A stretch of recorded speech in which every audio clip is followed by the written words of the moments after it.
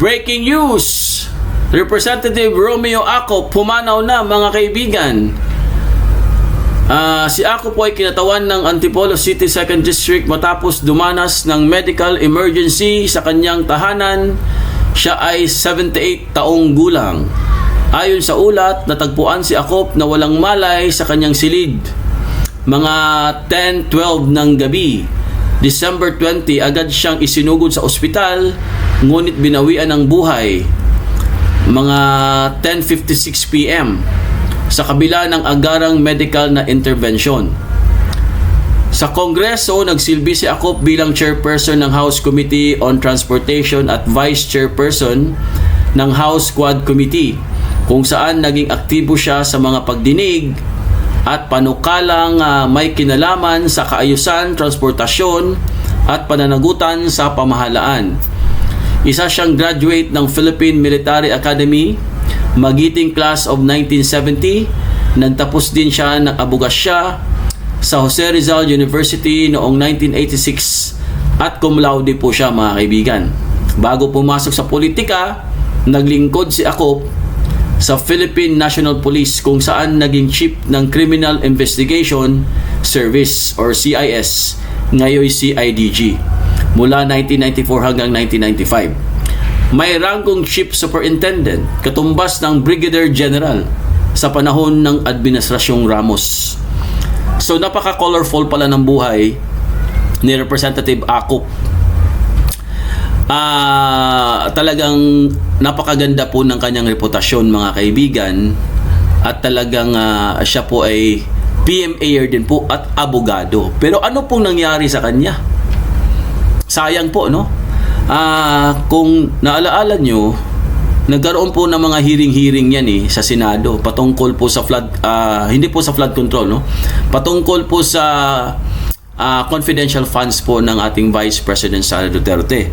At isa po itong si Acop, mga kaibigan, ang brainchild po doon sa mga di umano mga alleged na mga peking mga pangalan na iniimbento lang po nila. Like for example po, Ampiatos at kung ano-ano pang mga pangalan na gawa-gawa lang po nila, mga kaibigan, para tuluyang madiin ang ating Vice President Sara Duterte. Patungkol po ito sa confidential funds. So noong mga panahon na yun, mga kaibigan, ay talagang hindi po sila tumitigil. Halos araw-araw po yan. Talagang binabatikos binabatikos at nag-iimbento sila, fabricated yung mga sinasabi nila patungkol po kay BP Sara.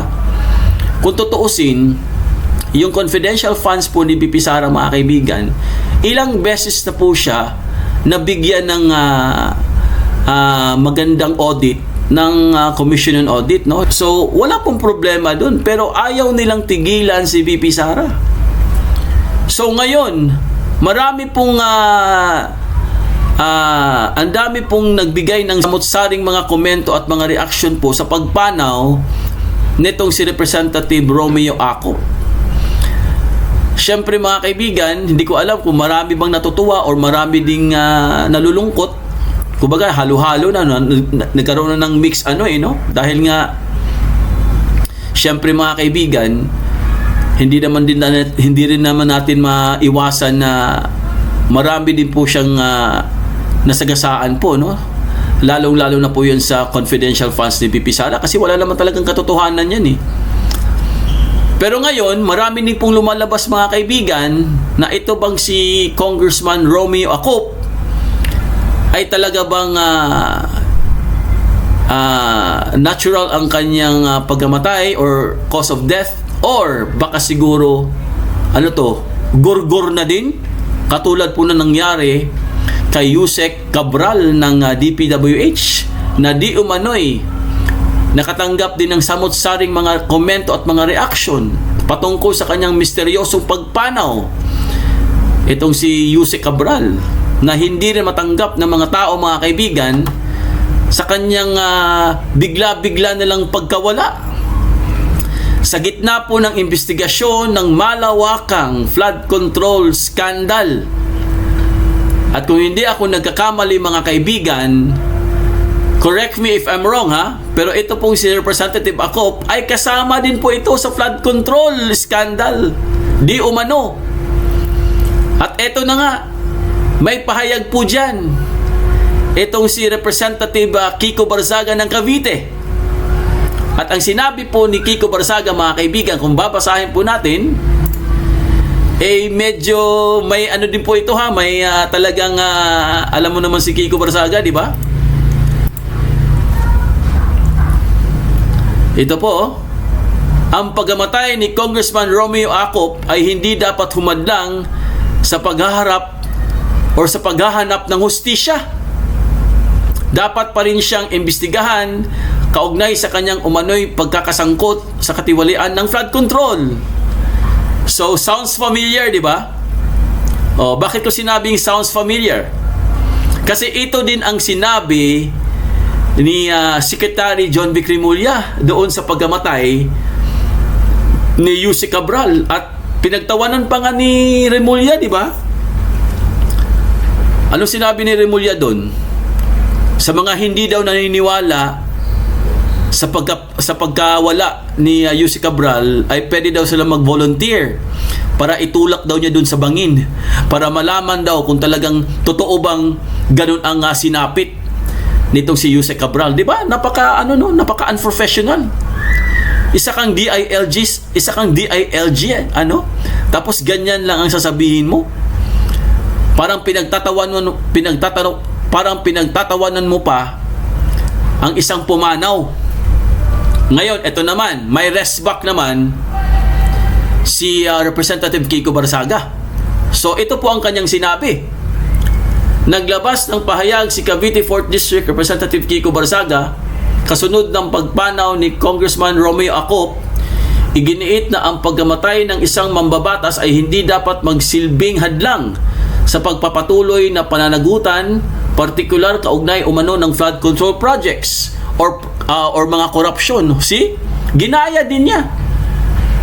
Ginaya din ni Representative Kiko Barzaga ang sinabi ni Secretary John Vic Remulla. Kasi ganun din yung sinabi niya eh. Pinagtawanan pa nga niya. Pinagtawanan niya ang pagpanaw ni Cabral. Diba? Very unprofessional po ang ginawa doon ni John Vic. So tuloy natin. Ang pagpanaw ni Congressman Romeo Acop ay hindi dapat humadlang sa paghahanap ng hustisya. Dapat rin siyang imbestigahan kaugnay ng kanyang umano'y pagkasasangkot sa katiwalian sa flood control. So, ganun na ganun po ang sinabi ni John Vic Remulla, mga kaibigan. Talagang copycat. Kasi po, nagreklamo po dyan nagbigay po ng comment dyan si Senator Peter Alan Cayetano. Pinagalitan niya si galit na galit siya kay John Vic dahil sa kanyang pahayag, no?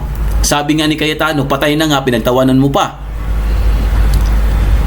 At sabi pa ni Peter Cayetano, mga kaibigan, kung kailan nawala yung tao, saka nyo siya imbestigahan, saka nyo siya ikukulong, saka nyo siya kakasuhan.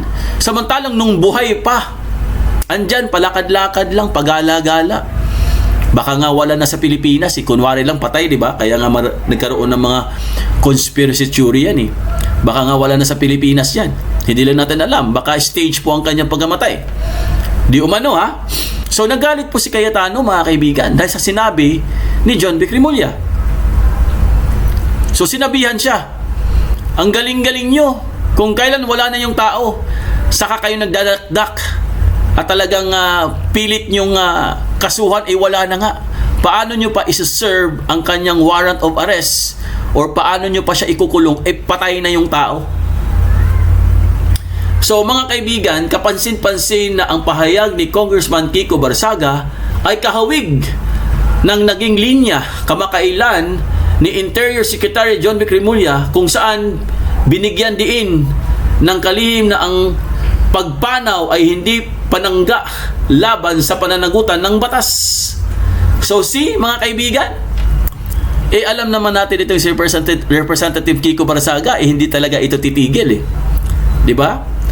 Naghahanap talaga ito ng katarungan po, no, sa mga pinagsasabi ng mga politiko na wala sa tamang hulog. Lalong na po itong si Interior Secretary John Vic. Para din yung kapatid niya no. Pinapangunahan yung kaso. 'Di ba yung si Bonjing? Kung ano-ano din mga sinasabi patungkol po sa warrant of arrest ni Bato de la Rosa. Para po ang dating mga kaibigan, si John Vic Remulla po guys ay ang panibagong tawag dito? Spokesperson ng ICC.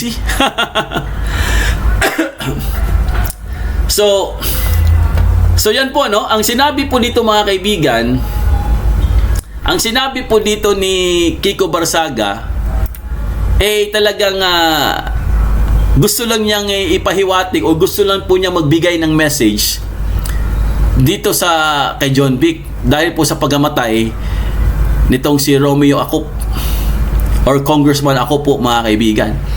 Dahil kung tutuusin guys, ako ayaw kong sabihin na nakarma po siya mga kaibigan or ang gaba di magsaba dahil hindi natin alam, baka siguro talagang natural cause ang death niya dahil sabi nga sa isang balita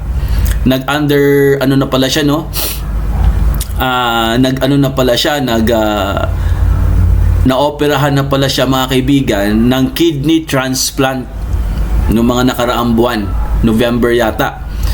So akala po ng mga kamag-anak na makaka-recover siya.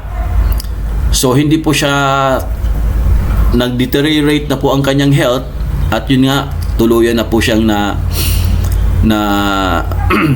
nawala ng buhay at pumanaw po mga kaibigan. So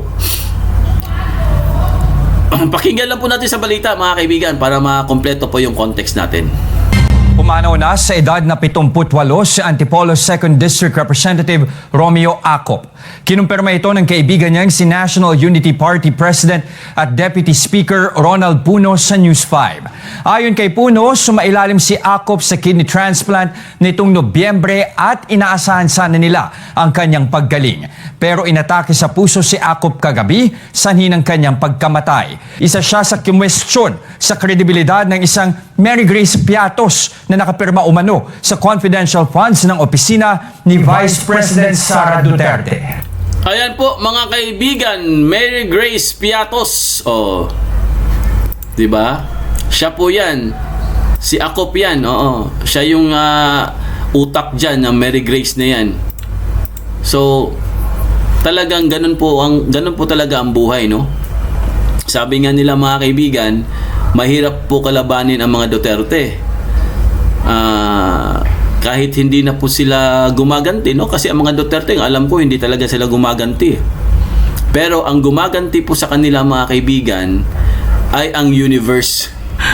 Universe na po ang naghahanap ng paraan para makaganti ang mga Duterte. So, sabi nga ni dating Congressman Mike Defensor, hindi pa lang yan.